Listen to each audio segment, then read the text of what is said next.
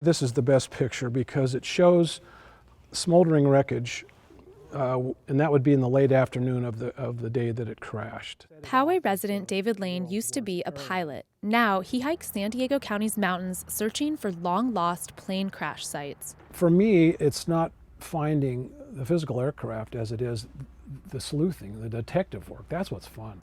There's one wreck site that's eluded wreck finders for decades.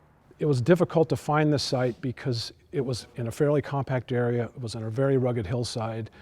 The newspaper had conflicting information about the location, which is what threw everybody off. Last August, Lane solved the puzzle. I was in denial that that was it because it just didn't match the description. But when I looked down and under a bush, I pulled up something that was silver coated and it said American Airlines Pepper. It was a pepper shaker. I thought, oh my gosh. In 1946, American Airlines 22-passenger DC-3, the flagship Baltimore, was state-of-the-art, as big as commercial airplanes could get.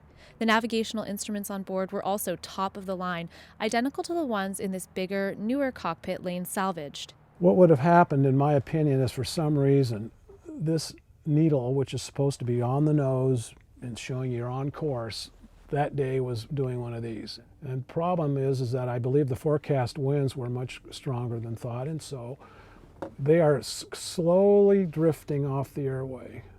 The flagship Baltimore crashed into a peak in the Laguna Mountains dubbed Thing Mountain by the nearby residents of the Manzanita Indian Reservation.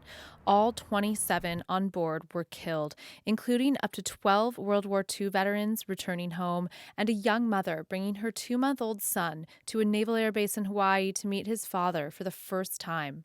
The bodies and largest parts of the aircraft were removed, but Thing Mountain wasn't on any maps. For decades, nobody could find it again.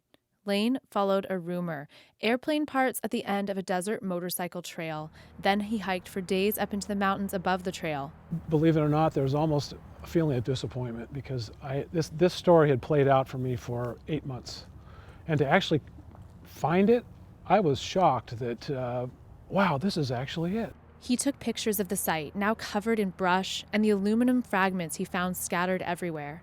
When I left, I had mixed feelings. I wished the journey would continue, but it didn't.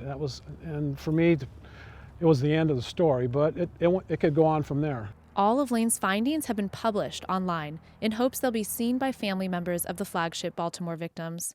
If a family member does come forward, Lane would like to take them to the crash site to bring them closure. Katie Schoolov, KPBS News.